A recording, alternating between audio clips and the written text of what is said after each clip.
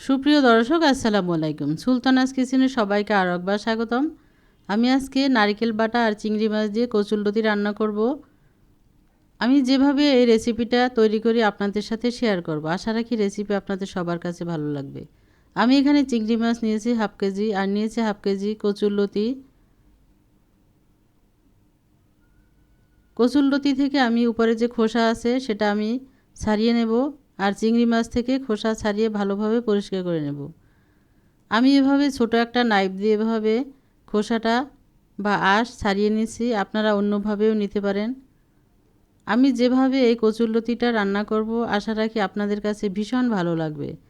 যাদের ভালো লাগবে একটা লাইক দিয়ে দেবেন, সবার সাথে শেয়ার করে দেবেন, আর পাশে থাকা বেল বাটনটি ক্লিক করে দেবেন।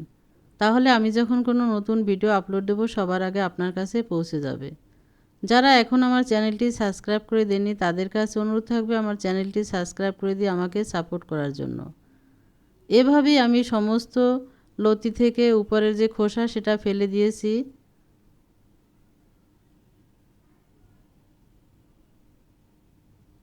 একটু সময় লাগবে এভাবে করে নিতে, ধৈর্য সহকারে করতে হবে।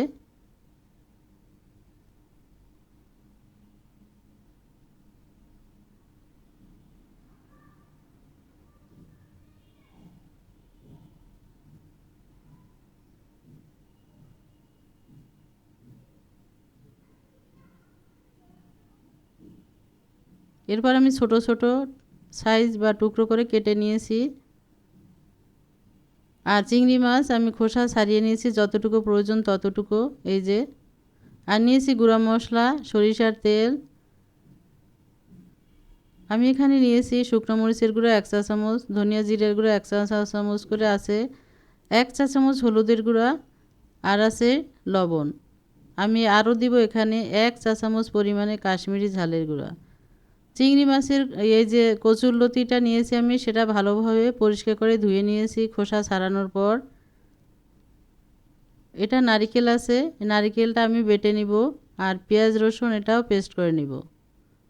আর আছে এখানে সরিষার তেল। এই রান্নাটা সরিষার তেলেই করব আমি।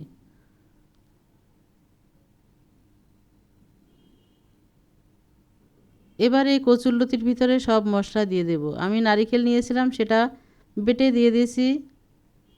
এখানে 2 টেবিল চামচ পরিমাণ নারকেল বাটা আছে, আর পেঁয়াজ রসুন আছে 2 টেবিল চামচ পরিমাণ দিয়ে দিচ্ছি লতির সাথে।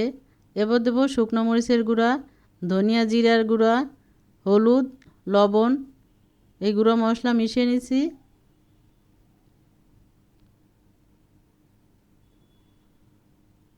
যে চিংড়ি মাছ আমি খোসা ছাড়িয়ে নিয়েছি সেই চিংড়ি মাছগুলো দিয়ে দিচ্ছি এখানে। 1 চা চামচ কাশ্মীরি ঝালের গুঁড়ো দিচ্ছি, এটা ঝাল কম হবে, রঙটা সুন্দর আসবে সেজন্য দিলাম। আর দিয়েছি এখানে 2 টেবিল চামচ পরিমাণে সরিষার তেল। এই রান্নাটা সরিষার তেল দিয়ে করলে অনেক বেশি মজার এবং টেস্টি হবে। এবার হাত দিয়ে ভালোভাবে সমস্ত মশলা কচুরলতির সাথে মাখিয়ে নেব। এভাবে কিন্তু এই কচুরলতিটা আমরা কলাপাতায় রান্না করি, কিন্তু আজকে আমার এখানে কলাপাতার ব্যবস্থা নেই, সেজন্য আমি এটা ফ্রাই প্যানে রান্না করব। এভাবে যদি কলাপাতায় রান্না করা হয় এর স্বাদ অনেক ভালো আসে। হয়ে গেছে মাখানো। এবার আমি যে পাত্রে রান্না করব সেই পাত্রে দিয়ে দেব। ফ্রাই প্যানের ভিতরে আমি দিয়ে দিচ্ছি কচুরলতিগুলো।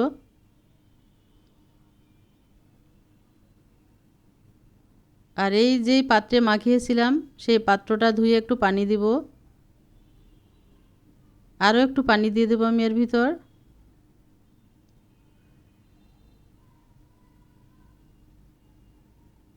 কয়েকটা মাছ ছিল, সেগুলো চিংড়ি মাছ ছিল, উপর থেকে দিয়ে দিচ্ছি।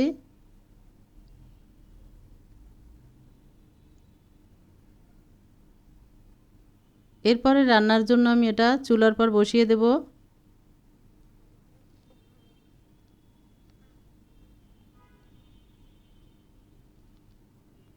চুলাটা অন করে দিয়েছি, এবার ঢেকে দেব।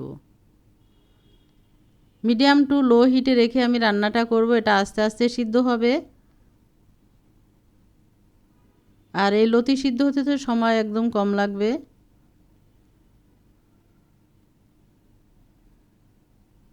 আমি এটা আবার ঢেকে দিব। এই যে ঢাকনা তুলে নিচ্ছি, একটু হ্যান্ডেলটা দুলিয়ে নিচ্ছি যেন মশলাগুলো নিচে লেগে না যায়। আবার ঢেকে দিব। একদম এই যে ঝোলটা শুকিয়ে যাওয়া পর্যন্ত রান্নাটা করব। ঢেকে দিয়েছিলাম, ঢাকনা তুলে নিচ্ছি। এখন আমি দেখব যে রান্নাটা হয়ে গেছে কিনা, সিদ্ধ হয়েছে কিনা। হয়ে গেছে রান্নাটা। কচুরলতি সিদ্ধ হতে সময় লাগে না, অল্প সময় লাগে, একদম গলে গেছে। চুলাটা বন্ধ করে দিব আমি।